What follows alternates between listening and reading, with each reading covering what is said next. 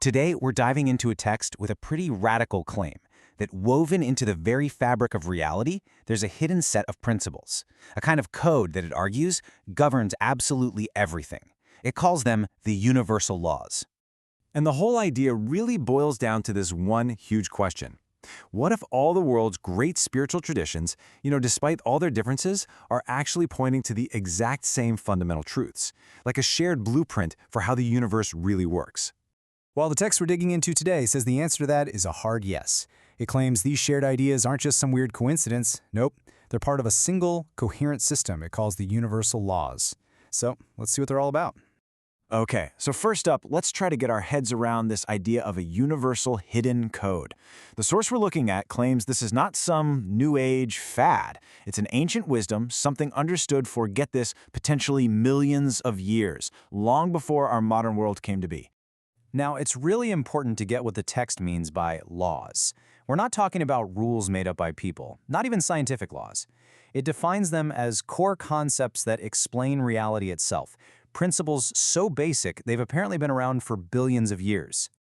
So, where does the author say we can actually find these laws? Well, the argument is they're woven into the teachings of basically every major spiritual path on the planet, from Islam and Christianity to Hinduism and Buddhism, and even indigenous traditions all across the globe.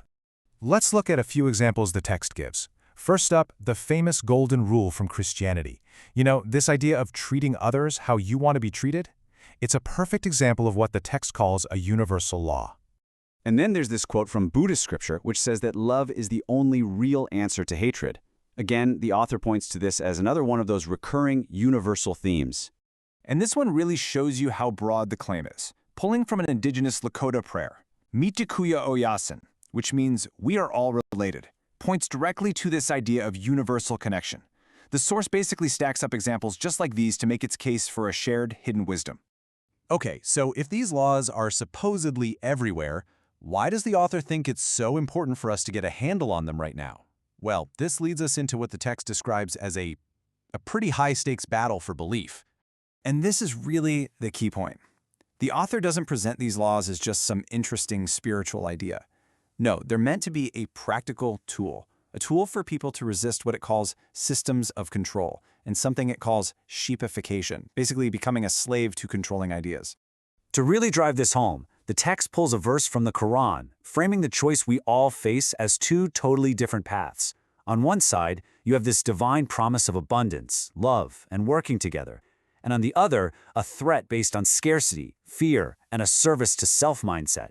The author's whole point is that these fear-based systems have twisted the original love-based teachings.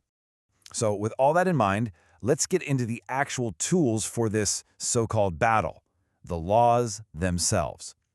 We're going to start with the first group, which the source says are all about the power of our own consciousness. First up is the law of intention. The idea here is actually pretty simple, but also super powerful.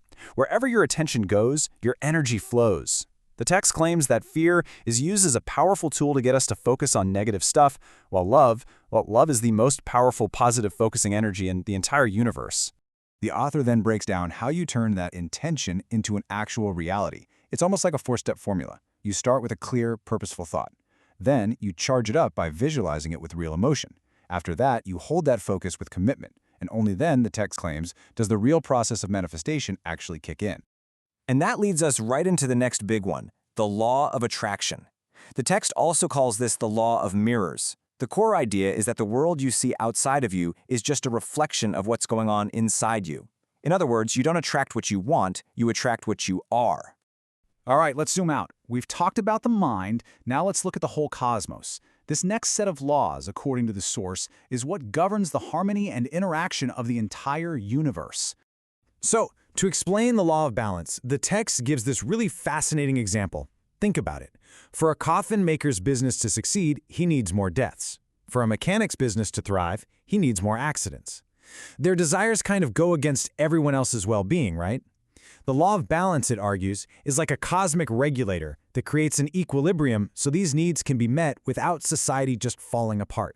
Then the text quickly outlines a few other big cosmic laws. You've got the law of allowance, which is all about patience, about trusting the flow of the universe instead of forcing things.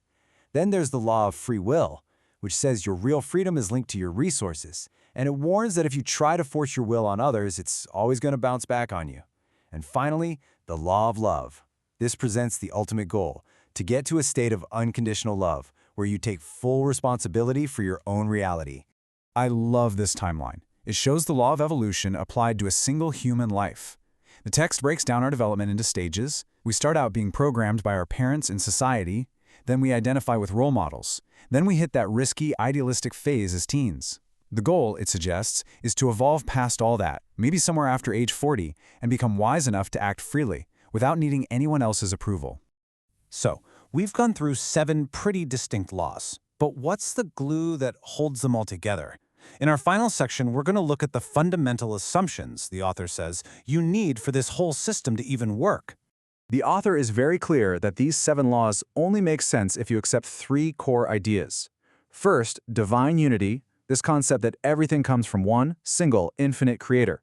Second, the law of vibration, the principle that everything is just energy in motion. And third, that the universe is fractal, meaning the patterns you see in the small are reflected in the large. You know, as above, so below. And this all leads us to the final, ultimate takeaway from the text. It argues that aligning your thoughts, your feelings, and your actions with these universal principles is the most direct path to your own personal freedom. It's about making a conscious choice to shift from a reality based on fear to one built on love and taking responsibility. And that leaves us with one last, pretty deep thought, one that turns this whole idea right back at you. If we just entertain the idea that the law of attraction is real, that your outer world is a mirror of your inner state, what does your reflection show you today?